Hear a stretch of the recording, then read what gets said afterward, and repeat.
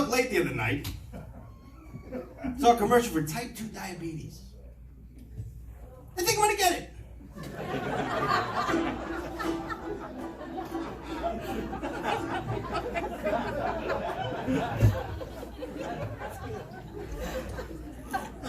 You ever look at a picture of yourself from like 10 years ago and wish you were that fat again?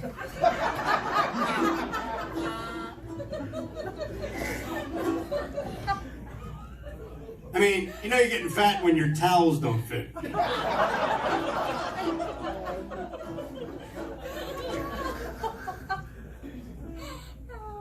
I'm so fat, I'm beside myself.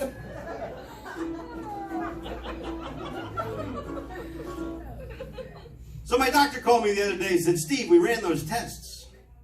Your testosterone is so low, you're actually premenopausal. Well, that explains the vaginal dryness.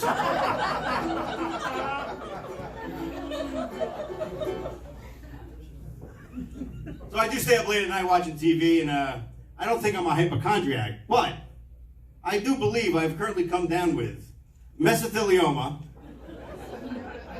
erectile dysfunction, and flex tape.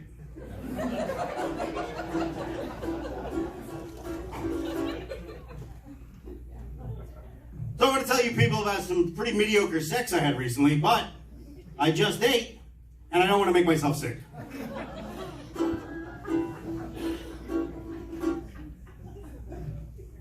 Life is like a bowl of cherries. Cherries give me diarrhea.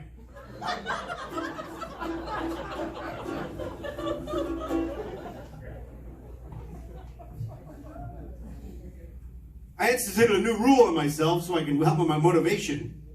I only allow myself to smoke weed right before I go to bed. Yesterday, I went to bed at 3 in the afternoon.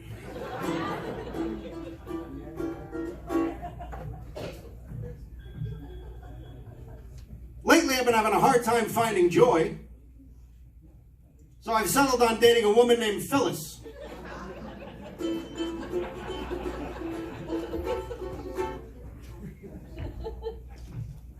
Another woman I dated this year, her name was Susan. She didn't like to work very much. She actually had a hard time holding down a job. I started calling her Lazy Susan. You know, because of her eye.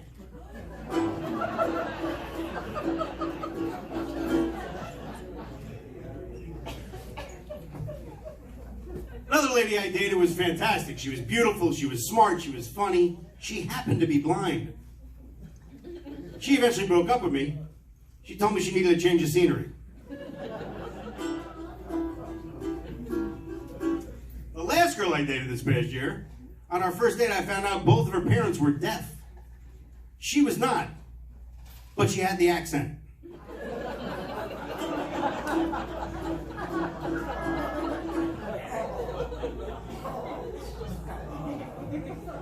It's terrible.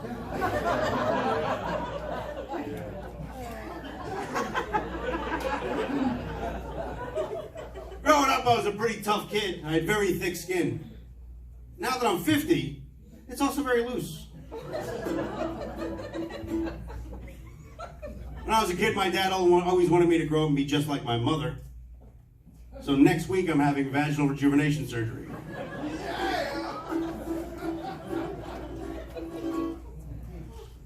So my day job is I'm a window cleaner. Thank you. A buddy of mine asked me a few weeks ago, he said, Steve, why is it that you use a squeegee every time you clean the windows? And I said, well, it goes all the way back to when I didn't graduate college.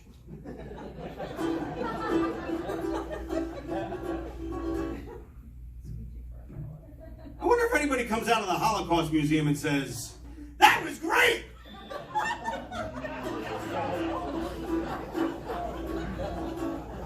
Listen, I have a rotator cuff injury, and I've had it about up to here with all you people.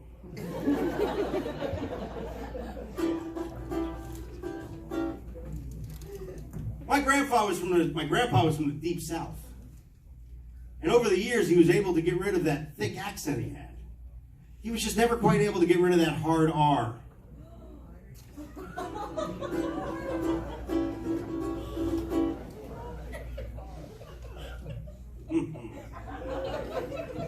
So the other day, a guy walks up to me and tells me a rumor about somebody I don't even know. And I was like, okay.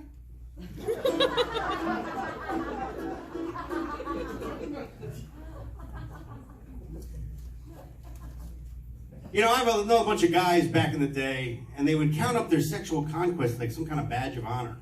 It's kind of disgusting to me. I know one guy who actually slept with over 200 women. Gross. I couldn't tell you how many women I've slept with, because I had them up by weight.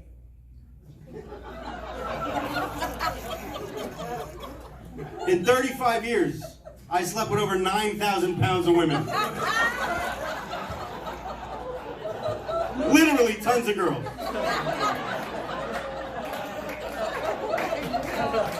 I mean, I'm not bragging. It was under 30 girls, you know. It's a math joke right there.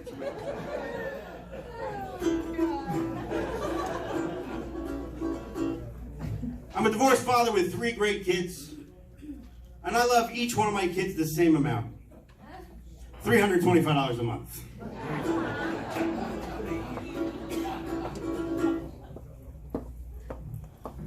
You know, when I got divorced about 10 years ago, it had been such a long time since I'd been in an actual relationship.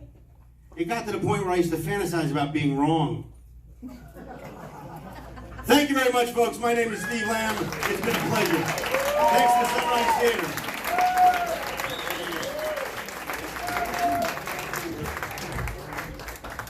Amazing, Steve Lamm.